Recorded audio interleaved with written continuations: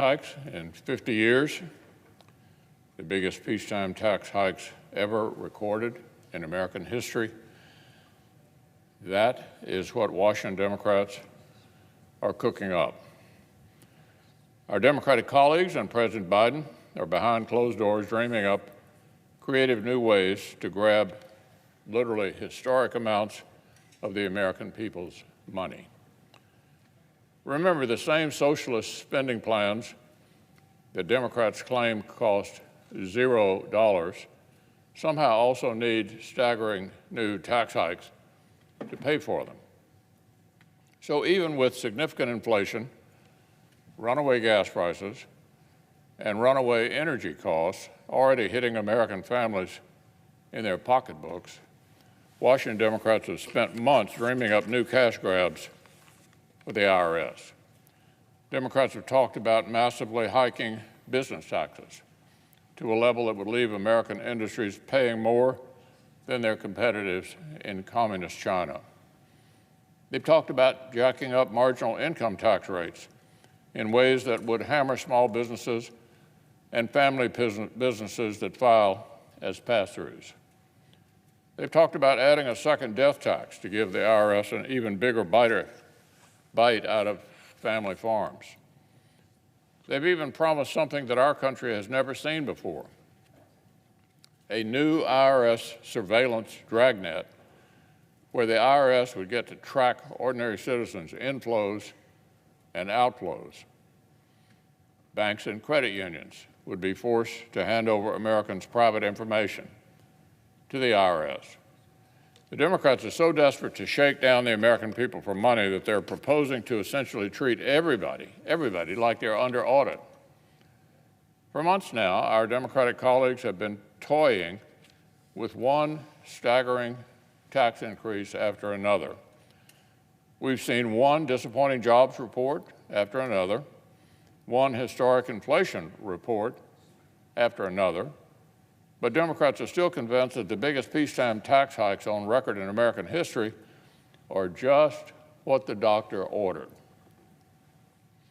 As one news report explained, the scramble has opened the door to potential tax proposals that progressives could only have dreamed of, just dreamed of a few years ago.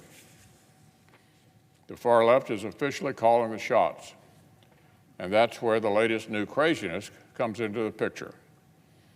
If public reporting has it right, the Democrats are so desperate to raise taxes that they're now proposing to tax money the American people haven't even made yet. Let me say that again. They're now proposing to tax money the American people haven't even made yet. Yes, you heard me right.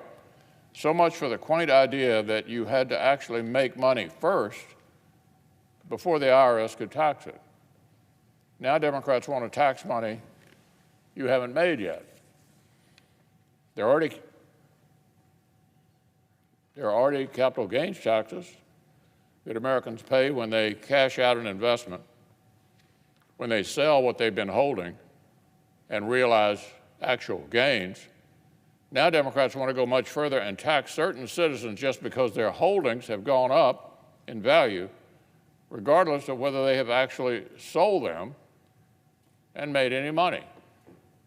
And get this, in parallel with taxing people on hypothetical gains they haven't realized, they apparently also want to hand out tax breaks for hypothetical losses that people haven't realized. So they want to tax gains they haven't realized and hand out tax breaks for losses people haven't realized.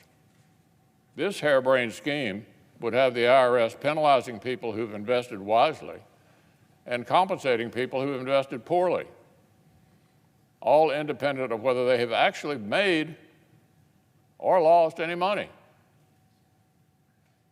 This harebrained scheme would have the IRS penalizing people who've invested wisely and compensating people who've invested poorly, all independent of whether they've actually made or lost any money.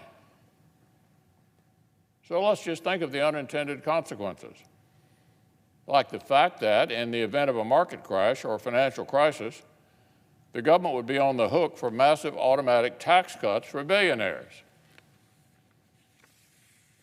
Or the fact that some experts suggest this new scheme would drive the wealthiest Americans away from stocks and bonds, push them into other tax shelters, and thereby reduce the growth in ordinary Americans' investments that households rely on for college funds and 401ks. Or the fact that new innovative entrepreneurs whose startups begin to grow in value could now get hit with a crushing tax bill long before their company is actually cash flow positive. The next visionary startup founder could have to sell away ownership prematurely just to pay Uncle Sam. So our Democratic colleagues have become so tax hike happy that they're throwing spaghetti at the wall to see what sticks. Now they're talking about rewiring the entire economy after a couple of days' discussions on the back of an envelope. It's a massive and untested change that has not received any meaningful study or scrutiny. Even the Democratic chairman of the House Ways and Means Committee is complaining, quote, "It hasn't been marked up and there's been no vetting of it," end quote.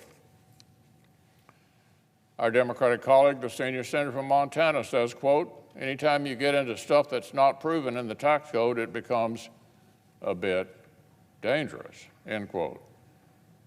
The senior senator from Virginia says, quote, "My fear is if we're going to try some innovative new ideas, and we don't have time to development,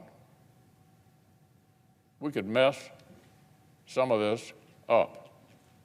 No kidding, Madam President. This is just the latest saga in this long parade of Democratic tax hikes. Nonpartisan analysis have shown that various aspects of the Democratic plans would shatter President Biden's promise to leave the middle class alone. I guarantee you the middle class will get hit. When Republicans had power, we prioritized giving Americans a big tax cut. We wanted families to keep more of their own money and make American businesses more competitive all around the world. Democrats want the opposite, historic tax hikes. So families keep less, Washington gets more, and our competitors like China can pop the champagne.